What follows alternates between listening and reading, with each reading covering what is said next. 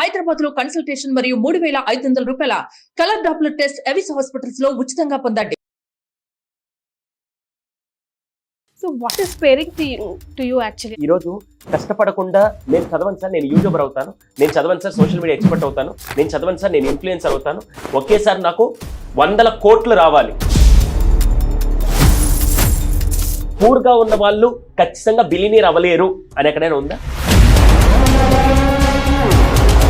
యాక్చువల్గా చెప్పాలంటే love failure కాదు. నీకు ఒక పర్సన్ నీ లైఫ్లో కొత్తగా వచ్చి నీకు తెలియని నువ్వు కూడా మోసపోబడతావు, నిన్ను కూడా మోసం చేయొచ్చు. ఈ మధ్య కాలంలో సూసైడ్స్ చాలా ఎక్కువ అవుతున్నాయి. అందులో మగ పిల్లలు ఎక్కువ శాతం సూసైడ్లు చేసుకుంటున్నట్టు మనకు తెలుస్తోంది. సూసైడ్స్ కానీ మెజారిటీ ఇప్పుడు వచ్చేది మాత్రం అకాడమిక్స్ అని నేను చెప్తాను.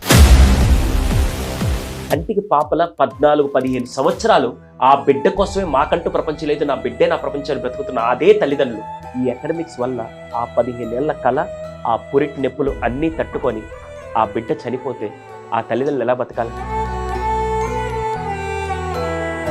అమ్మ కానీ, నాన్న కానీ, అక్క కానీ, తమ్ముడు కానీ, చెల్లె, బావ, బామ్మర్ది ఎవరు చచ్చిపోయినా కూడా ఈ బాధ త్వరగా తీరిపోతుంది. పేగు పంచుకు పుట్టిన బిడ్డ చనిపోతే ఈ కట్టె కాలేంత వరకు ఆ బాధ పోదురా, ఇంకా నువ్వు జీవితాంతం ఈ నరకం అనుభవించాల్సి. సైకలాజికల్ ఫ్యాక్ట్ చెప్తాను.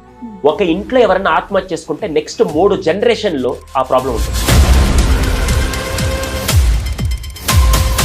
ఆయన అసలు అందగాడే కానే కాదు, కానీ ఒక్కసారి స్టేజ్ మీదకి వెళ్ళి నిలబడితే ఒక్క చిరునవ్విస్తే పిల్లల గుండెల్లో చిరుస్మని నిలిచిపోతారు. That is internal soul. ఈరోజు మనందరం పిల్లలకి డెవలప్ చేయాల్సింది ఏంటంటే, ఒక యాసిడ్ ఒంటి మీద పడినా, ఒక ఫైర్ అటాక్ అయితే స్కిన్ అంతా కాలిపోయి ఎలా ఉంటుందో ఆ పుట్టడం అంత అందకరంగా పుట్టింది. అసలు ఎంత సన్నగా ఉంటుందంటే మీరు బోన్స్ లెక్క పెట్టాలంటే స్కెల్టన్ దగ్గరికి వెళ్ళాల్సి వస్తుంది. దీన్ని చూస్తే మా పిల్లలు భయపడుతున్నారు. అసలు నువ్వు బతికి ఏం సాధిద్దాం అనుకుంటున్నావు? ఆ రోజు అమ్మాయి కూర్చొని ఆలోచించింది. ఈరోజు అమ్మాయి ఆంటర్ప్రెన్యూర్గా, ఉమెన్ ఇన్ఫ్లుయెన్సర్గా, రైటర్గా, మోటివేషన్ స్పీకర్గా ఈరోజు ఒక సెషన్ తీసుకుంటే మినిమం తక్కువలో తక్కువ ఒక 20-25 లక్షలు తీసుకుంటుంది.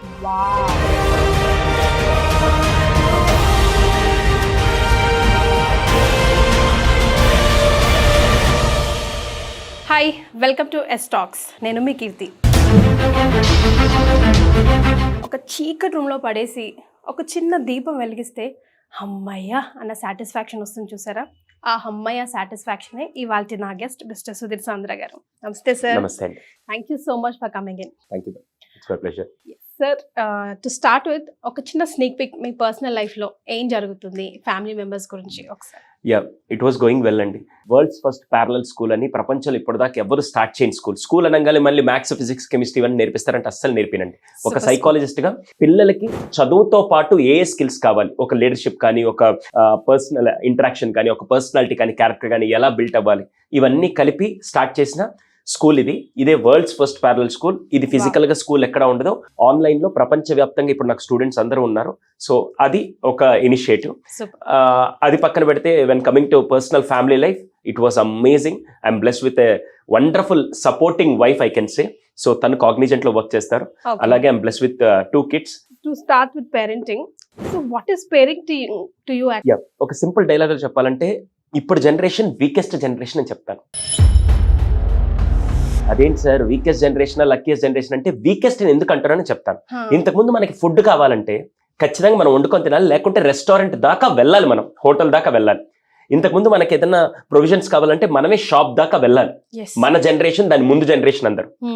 ఇప్పుడు ఏదైనా సరే ఒక 10 minutes లోనే మన ఇంట్లో ఉండే విధంగా ఫుడ్ డెలివరీ కానీ, లేకుంటే ప్రొవిజన్స్ డెలివరీ కానీ, లేకుంటే ఈజీ యాక్సెస్ ఆఫ్ టికెట్స్ కానీ, అన్నీ కూడా అంత ఈజీ యాక్సెస్ అయ్యేసరికి ఎఫర్ట్స్ పెట్టకుండా, ఏ మాత్రం కష్టపడకుండా చాలా వీక్ అయిపోతున్న జనరేషన్. అందుకే వీకెస్ట్ జనరేషన్. అంటే మేము డెవలప్మెంట్ అనుకుంటున్నాం, ఇది అది డెవలప్మెంట్ అనడం కంటే ఈరోజు ప్రతి ఒక్క పిల్లలు కూడా ఎలా అయిపోయారంటే 4th క్లాస్ వాడు వచ్చేసి మా కౌన్సిలింగ్ లో నేను చదవను సార్, నేను యూట్యూబర్ అవుతాను, నేను చదవను సార్, సోషల్ మీడియా ఎక్స్పర్ట్ అవుతాను, నేను చదవను సార్, నేను ఇన్ఫ్లుయెన్సర్ అవుతాను, ఒకేసారి నాకు 100 కోట్లు రావాలి. ఐడియాలజీ, విజన్ ఈజ్ ఫెంటాస్టిక్, కానీ దాని పాత్వే మాత్రం చూడరు. సో అందుకే ఇది టెక్నాలజీ అప్డేట్ పరంగా మనం మాట్లాడితే it's a very good growth, నేను కాదనట్లేదు. కానీ దాన్ని యూటిలైజ్ చేసుకొని కరెక్ట్గా ఎలా డెవలప్ అవ్వాలని తెలియకుండా అది ఉంది కదా, నేను నెక్స్ట్ డే రేపు ఉదయానికల్లా మాస్టర్ అయిపోతాను, రేపు ఉదయానికల్లా నేను బిలినియర్ అయిపోతానంటే it's not possible to everyone. Parenting workshops conduct చేయడం ఎందుకు చేస్తున్నారంటే because of the generation gap. అంటే మీకు సింపుల్ గా అందరికి అర్థం అవడానికి జనరేషన్ గ్యాప్ అంటే ఏంటంటే 1990s ఇది ఒక్కొక్క దేశంలో ఒకలాగా ఉంటుంది. నేను జనరల్ పర్స్పెక్టివ్ లో చెప్తున్నాను. మళ్ళీ జనరేషన్ ఎక్స్ వై ఇలా కేటగిరీస్ ఎలా చేశారు అంటే జనరల్ పర్స్పెక్టివ్ చెప్తాను. 1990, 80 ముందు పుట్టిన వాళ్ళందరినీ జనరేషన్ ఎక్స్ అనుకుందాం. 1990 నుంచి 2010 మధ్యలో పుట్టిన వాళ్ళందరినీ జనరేషన్ వై అనుకుందాం. దాని తర్వాత పుట్టి ఇప్పుడు మన ఇంట్లో ఉండే అపర మేధావులందరూ జనరేషన్ జెడ్ అనుకుంటే, జనరేషన్ ఎక్స్ కి కొన్ని బేసిక్ క్వాలిటీస్ ఉన్నాయి. సంవత్సరం పొడుగునా చదవాలి, ఏ ఒక్కరిని మోసం చేయకూడదు, షార్ట్ కమ్ లో సక్సెస్ రాదు, కష్టపడితేనే ఫలితం వస్తుంది అని మీలో ఎంతమంది ఒప్పుకుంటారు? 1980s 1990s బిఫోర్ పుట్టిన వాళ్ళందరికీ ఇదే మైండ్ సెట్ ఉంది. సంవత్సరం పొడుగున చదవాలి, లేకపోతే కష్టపడితే ఏదైనా దక్కుతుంది అనే మైండ్ సెట్ ఉంది. ఎగ్జాక్ట్లీ. తర్వాత జనరేషన్ వై సరి కొద్దిగా చేంజ్ వచ్చింది. సంవత్సరం పొడుగున చదవాలి, ఎందుక నెల చదివితే చాలదా, కష్టపడ్డమా, ఎందుకు అంత కష్టపడ్డా, ఏదైనా స్మార్ట్ వే ఉంటే చూద్దాం, ఈజీగా ఏదైనా వస్తుందా అనే విధంగా కొద్దిగా గ్యాప్ వచ్చింది, కొద్దిగా చేంజ్ అయింది. ఇప్పుడు జనరేషన్ జెడ్ మన ఇంట్లో ఉండే అపర మేధావులు ఉన్నారు కదా, వాళ్ళందరూ ఎలా అంటే సంవత్సరమా, నెల, ఎందుకు రేపు ఎగ్జామ్ అయితే ఈరోజు అయితే చాలదా, ఎందుకమ్మా వంటింట్లో అంత కష్టపడతావు, ఆ స్విగ్గీ జొమాటోలో ఆర్డర్ పెడితే 2 నిమిషాలు వచ్చేస్తుంది, ఎందుకు అంత కష్టపడతావు అనే విధంగా ఈజియెస్ట్ వేకి వెళ్ళేసరికి ఇప్పుడు ఒక జనరేషన్ ఎక్స్ పేరెంట్గా ఒక జనరేషన్ జెడ్ కిడ్ని పేరెంట్ చేయాలంటే వాళ్ళు ఫాస్ట్ ఫార్వర్డ్లో ఉన్నప్పుడు మనం పాత మోడల్ని తీసుకొని వచ్చి అలాగే పేరెంటింగ్ చేస్తారంటే చాలా ఎఫెక్ట్స్ వస్తున్నాయి. అందుకే ఇప్పుడు పేరెంటింగ్ అంటే ఆ మైండ్ సెట్కి తగ్గట్టుగా, ఆ పిల్లల యొక్క బిహేవియర్కి తగ్గట్టుగా, ఆ పిల్లల యొక్క థాట్ ప్రాసెస్ తగ్గట్టుగా ఒక పేరెంట్ ఎలా కనెక్ట్ అయితే బాగుంటుంది. మనల్ని మార్చుకోవడం కాదు, వాళ్ళ దారిలోకి వెళ్ళి ఎలా వాళ్ళకి మనం నేర్పించాలనుకునే విలువలు ఎలా నర్చర్ చేస్తే బాగుంటుందని చెప్పడమే పేరెంటింగ్. ఇప్పుడు ఒక పిల్లాడికి అరే తిన్న తర్వాత ఆ ప్లేట్ తీసి ఇంట్లో పెట్టరా, ఎన్నిసార్లు చెప్పాలి, అక్కడే పెట్టేసి వెళ్ళిపోతావు, ప్రతిసారి అమ్మ తీయాలా? ఇంతకుముందు నాన్న చెప్తే పిల్లలు చేసేవాళ్ళు, ఇప్పుడు చెప్తే చేయరు, వాళ్ళు ఆడ పెట్టుంటారు. అలా కాకుండా నేను తిన్న తర్వాత నా ప్లేటు, మా ఆవిడ తిన్న తర్వాత వాళ్ళ ప్లేట్ పెట్టేసి, నాన్న we have done our job, మేమిద్దరం మా ప్లేట్స్ పెట్టేసాం, so it's your turn, it's your turn. Simple gesture. ఇంకా దానికి మనం లెక్చర్ లాగా నువ్వు ఇంకా నేర్చుకోలేదని చెప్తూ ఉంటే వాడు ఇంకా స్టార్ట్ చేసిందా, ఆర్కెస్ట్రా స్టార్ట్ చేసిందా, ఓకే కానీ అని చెప్పి అక్కడ డిస్కనెక్ట్ అయిపోతుంది. నాకు నేనే కనిపిస్తున్నాను సార్. ఇంతకు ముందు రోజుల్లో 100 మంది పిల్లల్లో ఒక 5-6 దగ్గర హైపర్ యాక్టివ్ ఎనర్జీ ఉండేది, మిగతా వాళ్ళందరూ కామ్ గా ఉండేవాళ్ళు. ఇప్పుడు ఆ పర్సెంటేజ్ రివర్స్ అయింది. ఇప్పుడు 100 మందిలో 90 మంది పిల్లలు సూపర్ యాక్టివ్ లో ఉంటారు. వాళ్ళకి ఏంటంటే ట్రాన్స్ఫార్మర్ లాగా ఎప్పుడు పరిగెడుతూ ఉండాలి, ఎప్పుడు అసలు ఒక చోట కూర్చోబెడితే ఉండే బ్యాచే కాదు. అది ఇప్పుడు ప్రెసెంట్ తల్లులకి బాగా తెలుసు ఆ విషయం. వాళ్ళు ఎలా అంటే వాళ్ళకి ఏదో ఒకటి ఎనర్జీ డ్రైన్ అయిన విధంగా వాళ్ళ వెనకాల ఎవరో ఒకరు రావాలి, వాళ్ళతో పాటు ఎవరో ఒకరు ఉండాలి, వాళ్ళు మానిటర్ చేస్తూ ఉండాలి. ఒక్క క్షణం వాళ్ళని మానిటర్ కరెక్ట్ గా చేయలేదు అనుకోండి, వాడి లోపల ఏదో ఒకటి తగలబెట్టేసి వచ్చేస్తుంటారు. ఇప్పుడు ఏమైందంటే అమ్మా నాన్న ఇద్దరు వర్క్ చేయాల్సిన పొజిషన్ వచ్చింది. అట్ ద సేమ్ టైం ఇద్దరు పిల్లలు ఉంటే ఆ ఇద్దరు పిల్లల ఎనర్జీని మెయింటైన్ చేయడానికి వీళ్ళ దగ్గర ఎనర్జీ ఉండట్లేదు. అది తప్ప రైట్ అనే పాయింట్ మెజర్ చేయడం కంటే ఇప్పుడు దాన్ని ఎలా పైప్ లైన్ చేసుకుని ఎలా చేయాలనే ఆస్పెక్ట్ లో ఉండాలి తప్ప, ఇప్పుడు ఓల్డ్ జనరేషన్ ఎవరు కూర్చున్న వాళ్ళు వచ్చి ఏందమ్మా ఇది కూడా చేసుకోలేమని తక్కువ చేసి చూస్తున్నప్పుడు ఇంకా ఈ పేరెంట్స్ కి భయంకరమైన కోపం వస్తుంటుంది. సారీ, ఎవరైతే ఇప్పుడు చిన్న అంటే ఇప్పుడు పేరెంట్స్ గా జర్నీ స్టార్ట్ చేశారో వాళ్ళందరూ అమ్మా నువ్వు చెప్పావులే మాకు అది వేరు ఇది వేరు, ఇప్పుడు వీళ్ళని హ్యాండిల్ చేసి చూద్దాం అనే విధంగా వీళ్ళు ఫ్రస్ట్రేట్ అయి చెప్తున్నారు. ఖచ్చితంగా అదైతే గ్యాప్ ఉంది ma'am. So I'm unfit to society బాబా చాలా కామన్ గా వినిపిస్తుంది. అసలు what do you think is unfit to society? ఒక పర్సన్ ఎప్పుడు అన్ఫిట్ అవుతాడు?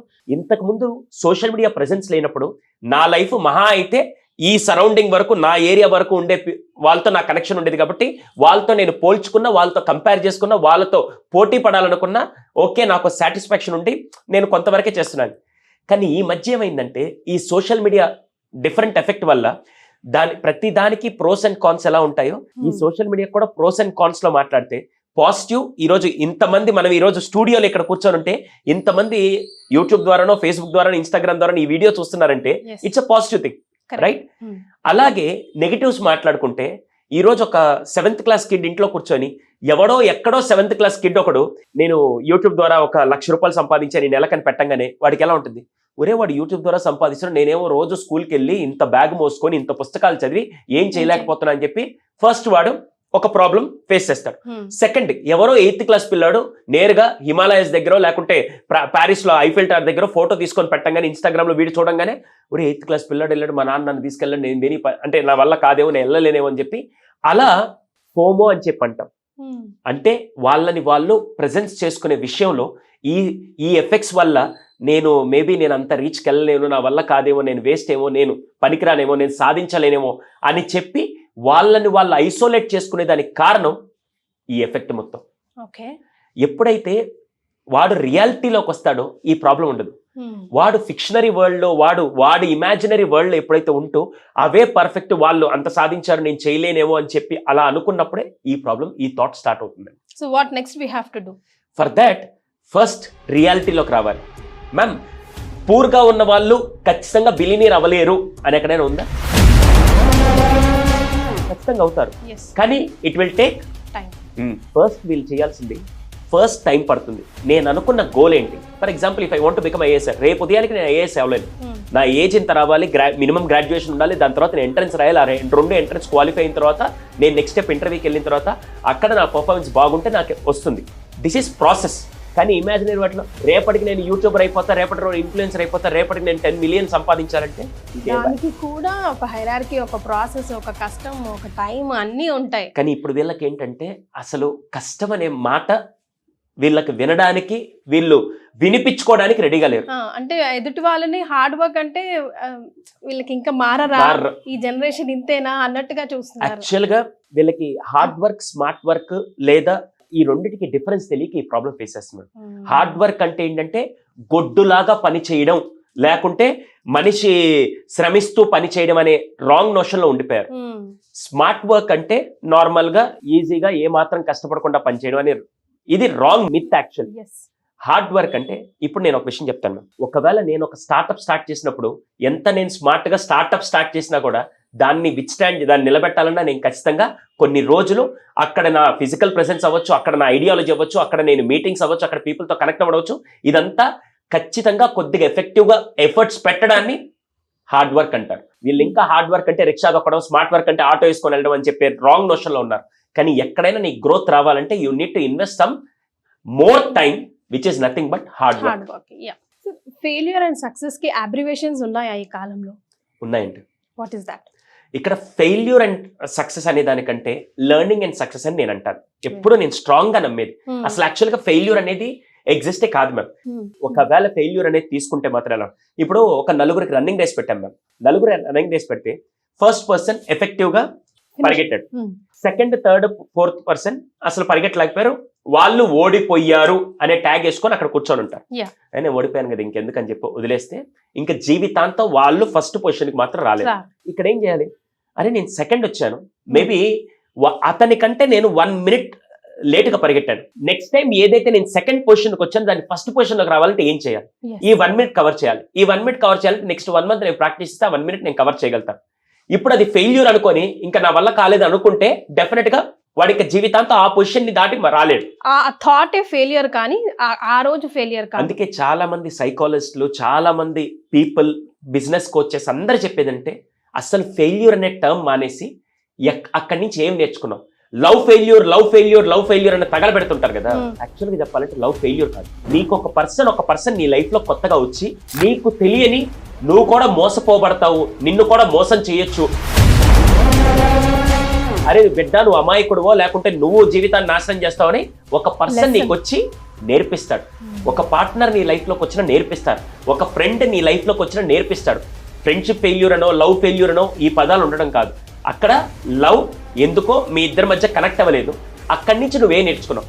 నెక్స్ట్ పర్సన్తో నువ్వు కనెక్ట్ అయ్యేటప్పుడు ఏ ప్రికాషనరీ మెజర్స్ నువ్వు తీసుకోవాలి అనే విధంగా ఎప్పుడైతే ఆలోచిస్తారో డెఫినెట్ గా ఫెయిల్యూర్ అనేది ఉండదు. కానీ ఫెయిల్యూర్ అనుకుంటే మాత్రం మీ కాన్ఫిడెన్స్ తగ్గిపోతుంది. ఫెయిల్యూర్ అనుకుంటే మాత్రం జీవితాంతం మన పర్సనాలిటీ మొత్తం డౌన్ అవుతూ వస్తుంది. అలా కాకుండా సంథింగ్ ఏదైనా లెర్న్ ఫ్రమ్ ఇట్, ఎస్ అది కనుక చేస్తే, so definition of failure and success మాట్లాడితే మాత్రం లెర్నింగ్ అండ్ సక్సెస్ ఇదే నేను నేర్చుకున్నాను. నా లైఫ్లో కూడా చాలా బాగా హెల్ప్ అయిందంటే, నేను స్టార్టింగ్ 2-3 స్టార్ట్అప్స్ చిన్న బిజినెస్ చేశాను, ఫెయిల్ అయ్యాను, దాని నుంచి నేను నేర్చుకున్నాను. ఈరోజు ఇంకో న్యూ 2 స్టార్ట్అప్స్ నేను స్టార్ట్ చేశాను. It was going fantastic. So learning అనే ఆస్పెక్ట్ మాత్రమే చాలా మంది తెలుస్తుంది. ఫెయిల్యూర్ అనే ఆస్పెక్ట్ ఎవడైతే గ్రో అవుతున్నాడో వాడి లైఫ్ లో ఫెయిల్యూర్ ఉండదు. ఆ వెరీ థాటే ఫెయిల్యూర్ అనుకోవాలి తప్ప life doesn't end there, in fact starts there. కాకుంటే చిన్నప్పటి నుంచి మనకి ఎఫ్ అనే పదం చిన్నప్పటి నుంచి ప్రోగ్రెస్ రిపోర్ట్లో, మార్కుల షీట్స్లో అన్నిట్లో రాయబట్టి ఫెయిల్యూర్ అనేది ఒక ఎగ్జిస్ట్ అవుతుంది. అలా కాకుండా చిన్నప్పటి నుంచి కనుక మేబీ ఈ రన్నింగ్ రేస్లో నువ్వు సెకండ్ వచ్చావు, ఎందుకు సెకండ్ వచ్చో కారణాలు రాయి. ఈ సెకండ్ రాకుండా నెక్స్ట్ టైం కొద్దిగా నీ పర్ఫార్మెన్స్ పెంచాలంటే ఏమేం చేయొచ్చు అనేది చిన్నప్పటి నుంచి కనుక నర్చర్ చేస్తుంటే ఈరోజు మన ఇద్దరు ఇక్కడ కూర్చొని ఫెయిల్యూర్ అనే పదం మాట్లాడే వాళ్ళం కాదు. సో ఓన్లీ లెర్నింగ్ అనే మైండ్ సెట్ని పిల్లలకి చిన్నప్పటి నుంచి డెవలప్ చేయాలి. Super sir. ఈ మధ్య కాలంలో సూసైడ్స్ చాలా ఎక్కువ అవుతున్నాయి. అబ్జర్వ్ చేస్తే above or like below 25 years పిల్లలే, అందులో మగ పిల్లలు ఎక్కువ శాతం సూసైడ్లు చేసుకుంటున్నట్టు మనకు తెలుస్తుంది. నా చుట్టుపక్కల చూసుకుంటేనే 3 tendencies చూసాను సార్. అది సెకండ్ మామ్, 2-3 కేసులు కూడా సెకండ్ మామ్. అంటే ఒక అమ్మ జస్ట్ కంటేనే అమ్మ అవుతుందా, అదర్వైజ్ అమ్మ కాలేదా అనే డౌట్ నాకే వచ్చింది. అసలు 3 days ఆ బాడీ హ్యాంగ్ అయి ఉందంట. అసలు వాడు తిన్నాడా లేదా కూడా పట్టించుకునే నాదుడు లేడు. డాడ్ ఉన్నాడు, మరి డాడ్ కూడా ఏమనుకుంటున్నాడు, హీస్ నాట్ లైక్, అక్కడే అర్థమైపోతుంది కదా, not taking care of him అని. అక్కడ లోపిస్తుంది అమ్మతనం అనిపిస్తుంది సార్. ఇక్కడ ప్రాబ్లం ఏంటంటే ఫస్ట్ పిల్లలకి ఏదైనా మీరు వస్తువు దగ్గర నుంచి ఏదైనా వ్యక్తి అయినా సరే మీరు నార్మల్గా ఇచ్చే ముందు ఫస్ట్ వాళ్ళ మైండ్ని ట్యూన్ చేయలేదనుకోండి, అది ఖచ్చితంగా మీరు ప్రాబ్లం ఫేస్ చేస్తారు, ఖచ్చితంగా ప్రాబ్లం ఫేస్ చేస్తారు. అందుకే సెకండ్ మ్యారేజ్ చేసుకోవాలంటే చాలా మంది పిల్లల గురించి పిల్లల్ని ట్రైన్ చేసి పిల్లలకి ఫస్ట్ ఏమి లాగ్ అవుతుంది, దేనికోసం ఇది నేను చేస్తున్నాను అనే విషయాన్ని ప్రాపర్గా నర్చర్ చేయకపోతే మాత్రం ఈ టైంలో చాలా ప్రాబ్లం ఫేస్ చేస్తారు. ఒక పాప 4 ఏళ్ల పాప, మదర్ ఫాదర్ కొట్టుకుంటూ ఉన్నారు. ఎంత భయంకరంగా అంటే ఆ పాప రోజు చూస్తూ ఉండేది, రోజు ఏడుస్తున్నాడు 4 ఏళ్ల పాప. ఒకానొక టైంలో ఇద్దరు విడిపోదాం అని చెప్పి మదర్ లగేజ్ అంతా సర్దుకొని నేరుగా గేట్ దగ్గరికి వచ్చేసారు. గేట్ బయట ఉంది, డోర్ ఇక్కడ ఉంది, ఫాదర్ కుర్చీలో కూర్చోన్నారు. ఈ పాప డోర్ని పట్టుకొని ఏడుస్తూ ఉంటే మదర్ అక్కడి నుంచి, నువ్వు నాతో వస్తావు మీరు నాతో ఉంటావా, ఇంకా డిసైడ్ చేసుకో. 4 ఏళ్ల పాప ఏం డిసైడ్ చేసుకుంటుంది?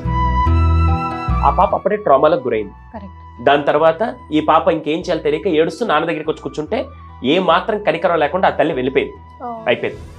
ఈ ఫాదర్ ఆ పాపని ట్రైన్ చేయకుండా, ఆ పాపకి ఏం తెలియకుండా వెళ్ళిపోయింది కదా, నువ్వు లేకపోతే నేను బతకలేనా, నాకు ఇంకో పెళ్లి కాదా అని చెప్పి ఈ తండ్రి వెళ్ళి పెళ్లి చేసుకున్నాడు. ఈ పాప జీవితాంతం ఆమెని అమ్మలాగా యాక్సెప్ట్ చేయలేదు. ఈమె యాక్సెప్ట్ చేయట్లేదు కాబట్టి ఆమె కూడా ఈమెను ఎప్పుడు కూతురులాగా చూడలేదు. సినిమాల్లో చూపించిన విధంగా టార్చర్ లాగా వెళ్తే ఈ అమ్మాయి ఇప్పుడు 24 సంవత్సరాలు అయినా కూడా ఇంకా ఆ బ్యాక్ ఎండ్ లో ఆ ట్రోమాకి అంతా గురవుతుందంటే కారణం she was not trained are ఆ థాట్ కల్టివేట్ చేయకుండా ఆ గ్యాప్ అలాగే కంటిన్యూ చేయించారు. సో ఇది ఫస్ట్ కేసు ఉంటుంది. ఇలాంటి ఫస్ట్ చేయకపోతే ఇది ప్రాబ్లం వస్తుంది. సెకండ్, మీరు అడిగిందని suicides, there are different reasons for suicides, కానీ మెజారిటీ ఇప్పుడు వచ్చేది మాత్రం అకాడమిక్స్ అని నేను చెప్తాను. 10th లోపల పిల్లలు ఎక్కువ ఆత్మహత్యలు చేసుకోరు, గ్రాడ్యుయేషన్ తర్వాత పిల్లలు ఎక్కువ ఆత్మహత్యలు చేసుకోరు. 10th నుంచి గ్రాడ్యుయేషన్ దాకా ఈ 6 to 7 years లో ఎక్కువ మంది. ఎందుకు అంటే అప్పుడే వాళ్ళు అడాలసెన్స్ ఏజ్కి వస్తూ, అంటే టీనేజ్ నుంచి అడాలసెన్స్ ఏజ్కి వస్తూ అప్పుడే వాళ్ళలో hormonal changes, physical changes, psychological changes అన్నీ గ్రో అవుతున్నప్పుడు వాళ్ళని ఒక రూమ్లో పెట్టి నీ తలరాతిదే, నీ బతికేదే, ఈ 4 పుస్తకాలు తప్ప ఇంకా జీవితం లేదు అనే విధంగా తీసుకొస్తున్నప్పుడు, ఒకవేళ ఆ 4 పుస్తకాల్లో వాడు అనుకున్న మార్కులు రాకపోయినా 4 పుస్తకాలు వాడి జీవితాన్ని డిజైన్ చేయలేమని తెలిసిన అప్పుడు సెకండ్ థాట్ వాడికి ఇంకెప్పుడు ఎవరు నేర్పించలేదు కాబట్టి వాడికి ఇంకా నేను దేనికి పనికిరా అని చెప్పి అలా ఈరోజు దాదాపుగా ఒక కొడుకు ఆర్ కూతురు ఎవరైనా సరే 9 నెలలు తల్లి కడుపులో నరకం అనుభవించి మరి, అసలు పిల్లలు లేక చాలా మంది నరకం అనిపిస్తే భగవంతుడు నాకు ఆశీర్వాదం ఇచ్చాడని చెప్పి ఒక బిడ్డని కడుపులో 9 నెలలు మోయడమే నాకు తెలిసి ఆ తల్లికి జీవితంలో ఏదైనా పెయిన్ ఒకటి ఉంటే అదే నాకు తెలిసి. 9 నెలలు బిడ్డని మోస్తూ బిడ్డకి ప్రసవించేటప్పుడు కూడా నేను చచ్చిపోయినా కూడా బాగుండనే పెయిన్ని తట్టుకొని ఒక్కసారిగా బిడ్డకి జన్మనిచ్చిన తర్వాత కంటికి పాపల 14-15 సంవత్సరాలు ఆ బిడ్డ కోసమే మాకంటూ ప్రపంచం లేదు, నా బిడ్డే నా ప్రపంచాన్ని బ్రతుకుతున్న అదే తల్లిదండ్రులు ఈ అకాడమిక్స్ వల్ల ఆ 15 ఏళ్ల కళ, ఆ పురిటి నొప్పులు అన్నీ తట్టుకొని ఆ బిడ్డ చనిపోతే ఆ తల్లిదండ్రులు ఎలా బతకాలి? ఈరోజు చాలా మందికి ఆ కడుపు కోత ఎంత నరకంగా ఉంటుంది తెలుసా? వీడు ఇంటర్మీడియట్ పాస్ అవ్వకపోయినా దేశానికి వచ్చే నష్టం లేదు, డిగ్రీ ఫెయిల్ అయినా ఈరోజు ప్రపంచానికి వచ్చే నష్టం ఏమీ లేదు. కానీ వాడు ఎప్పుడైతే ఆత్మహత్య చేసుకుంటాడో, నేను ఇప్పటికీ ఒకటి చెప్తాను, ఆ తల్లి కడుపు కోత ఏ బిడ్డ అయితే అర్థం చేసుకుంటాడో వాడి జీవితంలో చావడం. బాబు మోహన్ గారు ఒక ఇంటర్వ్యూలో మంచు లక్ష్మి గారితో ఒక ఇంటర్వ్యూలో ఒక చాలా అద్భుతమైన డైలాగ్ చెప్పారు. బాబు మోహన్ గారికి ఆ కడుపు కోతుంది, ఆయన ఏడుస్తూ ఉంది. ఎన్నేళ్ళు ఏడ్చారంటే ఇప్పటికీ ఎక్కడైనా గుర్తొస్తే ఏడ్చే అంత పెయిన్ ఆయనలో ఉంటుంది. ఒకరోజు అలాగే ఏడిస్తే తనికెళ్ళ భరణి గారు వచ్చి ఆయన దగ్గర కూర్చొని, అరే బాబు మోహన్ ఎడవకరా, అమ్మ కానీ నాన్న కానీ అక్క కానీ తమ్ముడు కానీ చెల్లె బావ బామ్మర్ది ఎవరు చచ్చిపోయినా కూడా ఈ బాధ త్వరగా తీరిపోతుంది. పేగు పంచుకు పుట్టిన బిడ్డ చనిపోతే ఈ కట్టె కాలేంత వరకు ఆ బాధ పోదురా, ఇంకా నువ్వు జీవితాంతం ఈ నరకం అనుభవించాల్సి. మనం చచ్చిపోతే ఒక్క నిమిషం పట్టదు, ఊపిరి ఆగిపోవడానికి ఒక్క నిమిషం పట్టదు. కానీ అదే ఊపిరి పోయడానికి తల్లికి 9 నెలలు పట్టింది. డాక్టర్ జీవితాంతం కష్టపడితే కూడా ఊపిరి పోయడానికి కష్టపడతారు. అటువంటి ప్రాణాన్ని, ఆ ప్రాణం తీసుకున్న తర్వాత పోయేవాడికి పెద్ద ప్రాబ్లం ఉండదు. ఆ పదంలో ఒకటి ఉంది మ్యామ్, సూసైడ్ అనే దాన్ని మాట్లాడితే తెలుగులో మాట్లాడితే ఆత్మహత్య అంట. నీ ఆత్మను నువ్వు చంపేసి నీ కుటుంబాన్ని మొత్తం హత్య చేయడమే ఆత్మహత్య. ఇంకో విషయం చెప్పమంటారా, సైకలాజికల్ ఫ్యాక్ట్ చెప్తాను. ఒక ఇంట్లో ఎవరైనా ఆత్మహత్య చేసుకుంటే నెక్స్ట్ 3 జనరేషన్లో ఆ ప్రాబ్లం ఉంటుంది. ఫర్ ఎగ్జాంపుల్ నేను మీకు స్టాట్స్ లో చెప్తాను. మేము వచ్చినప్పుడు కేస్ స్టడీ, ఒక సైకలాజికల్ కేసు వస్తే కూడా మేము ఫస్ట్ అడుగుతాం, మీ ఇంట్లో ఎవరైనా ఆత్మహత్య చేస్తున్నా ఎందుకు అడుగుతాం అంటే, ఫర్ ఎగ్జాంపుల్ నా కజిన్ సిస్టర్ లేదా నా సొంత సిస్టర్, టచ్వుడ్ లేరు, నాకెవరు లేరు సిస్టర్, కానీ నార్మల్గా ఒకే, నా సొంత సిస్టర్ తను చదవలేక ఇంజనీరింగ్ డిగ్రీలో ఆత్మహత్య చేసుకుంది. చిన్నప్పటి నుంచి నా ఫొటోస్ అలా ఫ్యామిలీ ఫొటోస్ అన్ని ఉంటాయి కదా. నా పాప పుట్టింది. పాప పుట్టిన తర్వాత నేను నార్మల్గా ఆల్బమ్స్ అన్ని చూపిస్తున్నప్పుడు ఎవరు ఇవిడా అని అడిగింది. నేనేం చెప్పాలి, మీ అత్తరా అని చెప్పంటే, ఏది అత్త అంటే, లేదు ఆత్మహత్య చేసుకుంది. దేనికండి, అమ్మాయి చదవలేక కొద్దిగా ప్రెషర్ వల్ల ఆత్మహత్య చేసుకుంది, లవ్ ఫెయిల్యూర్ అయింది, లేకుంటే ఇలాంటివన్నీ సో కాల్డ్ రీజన్స్ చెప్పాను అనుకోండి. ఇప్పుడు ఆ పాప మైండ్ లో నేను ఏమి ఇంజెక్ట్ చేసినట్టు అంటే, ఫెయిల్ అయితే ఆత్మహత్య చేసుకోవాలి, లవ్ లో ప్రాబ్లం వస్తే ఆత్మహత్య చేసుకోవాలి, మ్యారేజ్ బాగాలేకపోతే ఆత్మహత్య చేసుకోవాలి అనే ఒక థాట్ ఇంజెక్ట్ చేశానంటే నెక్స్ట్ 3 జనరేషన్స్ ఇది ఒక ఆత్మహత్య. నువ్వు పుట్టుక్కన మూసుకుంటే పోయే ప్రాణాన్ని మనం ఆలోచిస్తాం, కానీ పోయిన తర్వాత నెక్స్ట్ కుటుంబాలు ఎంత బాధపడతాయో అది నిజంగా తెలిస్తే ఎవరు చేసుకోరు. పిల్లల్ని కూడా ట్రైన్ చేయాల్సింది, అరే అది లేకపోతే నెక్స్ట్ ఆప్షన్ ఏంటి, నెక్స్ట్ ఆల్టర్నేట్స్ ఏంటి అనే విధంగా ట్రైన్ చేస్తే ఈరోజు ఆత్మహత్యలు తగ్గించవచ్చు. బతకడం కష్టమా, చావడం ఈజీయా? ఇప్పుడు మనం వీఆర్ సిట్టింగ్ ఇన్ ఇంటర్వ్యూ, ఇది అయిపోయిన తర్వాత ఈ రోజు డేలో మీకు కొన్ని ఇంటర్వ్యూస్ ఉంటే, నాకు కొన్ని వర్క్స్ ఉంటే, నేను వెళ్ళి న్యూ పీపుల్ కలుస్తున్నప్పుడు నాకు వచ్చే కిక్ నెక్స్ట్ లెవెల్లో ఉంటుంది. That's what we enjoy. Exactly. అది తెలియని వాళ్ళే ఆత్మహత్య ఈజీ లేకుంటే చావు ఈజీ అని వెళ్తారు. నాకు తెలిసి బ్రతకడం చాలా కష్టం, కానీ మనిషికి ఛాలెంజెస్ ఉంటేనే దాంట్లో కిక్ ఉంటుంది. మ్యామ్, ఎవరి క్రికెట్ మ్యాచ్ వస్తే మనం అన్ని పనులు పక్కన పెట్టేసి, ఇండియా ఎవరితో క్రికెట్ మ్యాచ్ ఆడితే అన్ని పనులు పక్కన పెట్టేసి టీవీలు కతుక్కుపోయి చావైనా రేవైనా గెలవాలరా అని చెప్పి నరాలు ఇలా వెళ్తాయంటే ఖచ్చితంగా పాకిస్తాన్, ఆస్ట్రేలియా అని మాట్లాడుకుంటాం. ఓకేనా? ఎందుకంటే అదే ఏదైనా తక్కువ కంట్రీతో ఆడితే ఏముందరు గెలిచిందా ఓకే అనే విధంగా ఉంటారు. ఎప్పుడైనా జీవితం కూడా ఎక్కువ కష్టాలు ఉంటేనే, ఎక్కువ అది ఉంటేనే దాంట్లో నుంచి బయటకు వచ్చి, ఎవరిదైనా సక్సెస్ స్టోరీ ఎప్పుడు బాగుంటుంది తెలుసా, వాడు ఎన్ని ఛాలెంజెస్ ఓవర్కమ్ చేస్తే వాడి సక్సెస్ స్టోరీ ఎంత బాగుంటుంది. ఇప్పుడు బాగా రిచెస్ట్ పర్సన్ ఎవరైతే ఉన్నాడో వాళ్ళ కొడుకు నేను ఇన్ని కష్టాలు పడ్డానంటే, నీకేం కష్టాలు అంత బాగుంది కదా నీకు పాత అంటారు. సో డిఫరెన్స్ ఏంటంటే, చావు అనే దానికంటే బ్రతకడంలో ఉండే ఛాలెంజెస్ తో రోజు కిక్ని ఎంజాయ్ చేయడం నెక్స్ట్ లెవెల్. 100% ట్రూ. స్పెషల్ గా ఉమెన్, గర్ల్ చైల్డ్ ని అడ్రస్ చేస్తూ బాడీ షేమింగ్ కి కూడా చాలా డిప్రెస్ అయిపోతూ, ఇంట్రోవర్ట్ గా ఉండిపోతూ రకరకాల ప్రాబ్లమ్స్ ఫేస్ చేస్తూ ఉన్నారు. సో ఎస్, అవి మనం అవాయిడ్ చేయలేము. అయానో భయానో మనకు వస్తూ ఉంటాయి అలాంటి కమెంట్స్. బట్ అంత గ్రేస్ఫుల్ గా యాక్సెప్ట్ చేయడం ఎలా? How to train our minds? నిన్నే నేను ఒక క్లాస్ కూడా చేశాను, బులింగ్ అని చెప్పి. బులింగ్ అంటే అది వాళ్ళు కామెంట్ చేస్తారు, నువ్వు నల్లగున్నావే, నువ్వు బండగున్నావే అని చెప్పి. పర్టికులర్ గా మగవాళ్ళకు అనుకో, వాళ్ళు పెద్దగా పట్టించుకోరు. సీరియస్ చెప్తున్నా, మగ పిల్లలు అరే నువ్వు నల్లగున్నా ఉన్నా వాడు పెద్దగా ఫరకేం పడదు. అమ్మాయిలకి చిన్నప్పటి నుంచి బ్యూటిఫై చేసింది ఏంటంటే, అమ్మాయి అందంగా ఉండాలి. అమ్మాయి అందంగా ఉండాలనే దాంట్లో లావుగా ఉండకూడదు, అమ్మాయి అందంగా ఉండాలనే దాంట్లో పొట్టిగా ఉండకూడదు, అమ్మాయి అందంగా ఉండాలనే దాంట్లో హెయిర్ ఎక్కువగా తక్కువ ఉండకూడదు, ఎక్కువ ఉండాలి. ఇలా డిఫరెంట్ డెఫినేషన్స్ వల్ల అది ప్రాబ్లం వస్తుంది. అలాంటప్పుడు చిన్నప్పుడే, హే తల్లి నువ్వెంత బ్లెస్ తెలుసా, అందరికి లాంగ్ హెయిర్ ఉంటే నీకు షార్ట్ హెయిర్, అందులో నీకు మోడల్ నువ్వు డిజైన్ చేసుకునే దానికి నువ్వు ఇంకో బేబీ కట్ లాగా చాలా బాగా చేసుకోవచ్చు అని చెప్పి చిన్నప్పటి నుంచి what she is blessed with అనేది కనుక మనం ట్రైన్ చేయగలిగితే, పిల్లలకి చిన్నప్పటి నుంచి ఎక్స్టర్నల్ వల్ల మనకి రెస్పెక్ట్ వస్తే బాగుంటుందా, ఇంటర్నల్ వల్ల రెస్పెక్ట్ వస్తే బాగుంటుందా అనేది కూడా ముఖ్యంగా ట్రైన్ చేయాలి.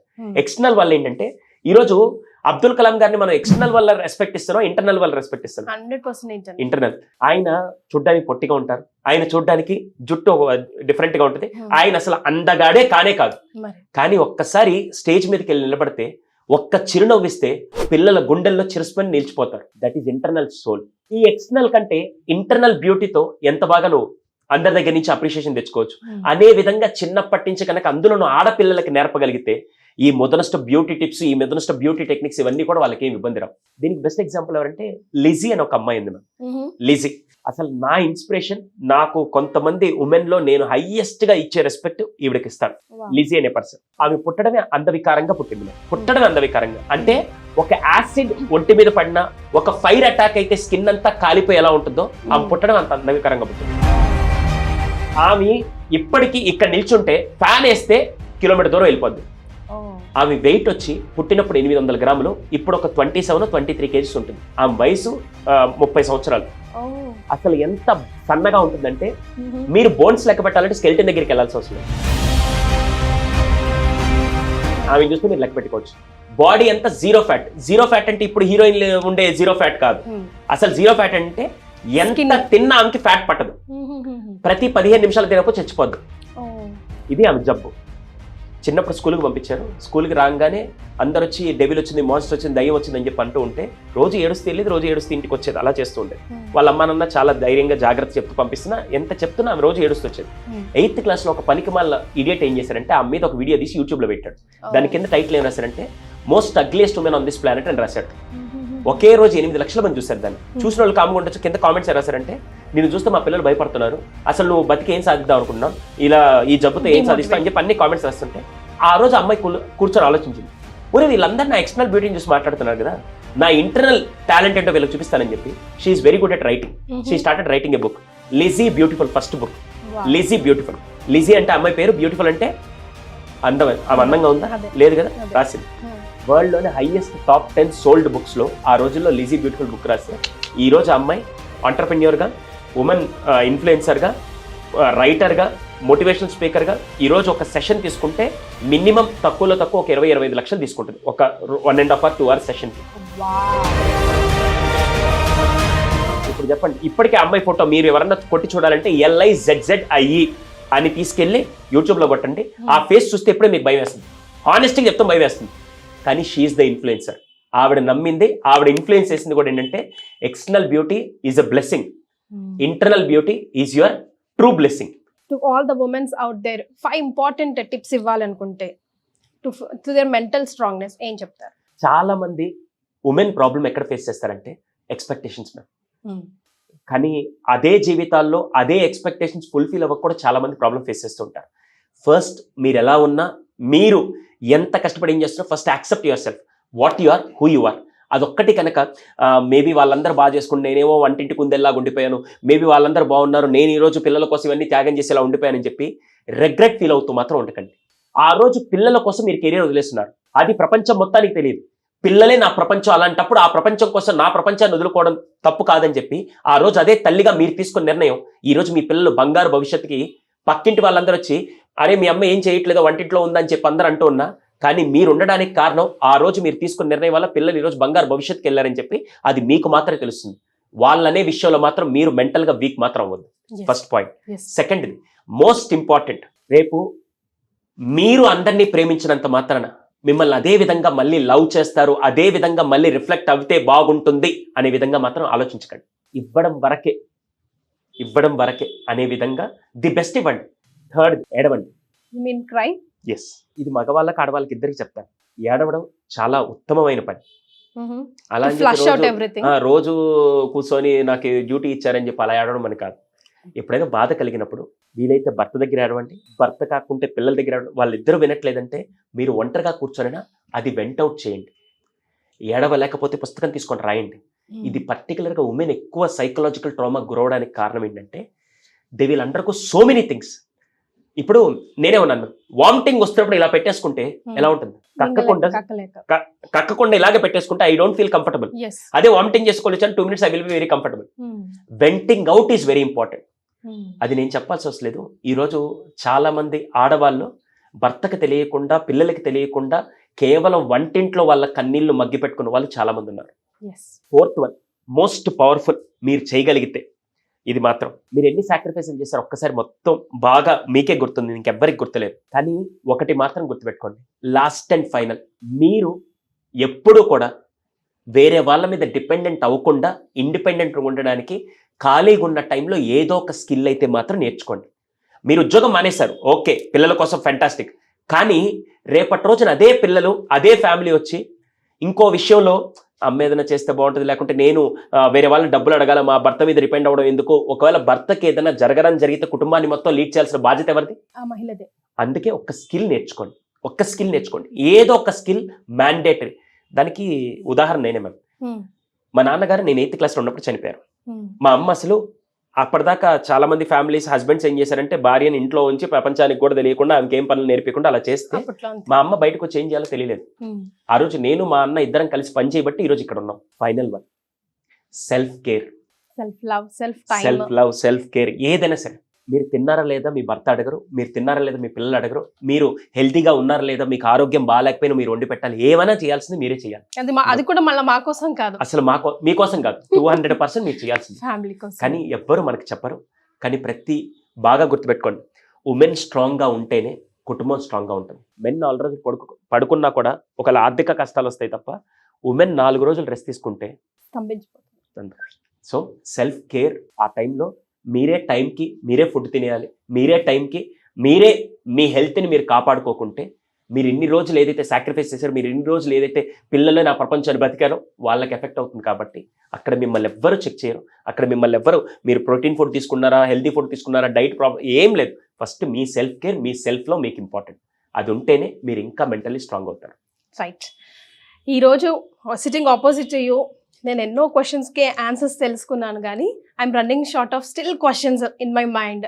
అంటే లైక్ లాట్ ఆఫ్ క్వశ్చన్, అబ్బా సుధీర్ సాంద్ర గారు వస్తున్నారా, ఇన్ని క్వశ్చన్స్ ఉన్నాయి, ఎంతమందికి అడ్రస్ చేయించాలి, మనకు వీలైనంత యునో వాళ్ళకి మోటివేట్ చేయించాలి అని ఉండింది. You gave whole of your time. Thank you so much for joining.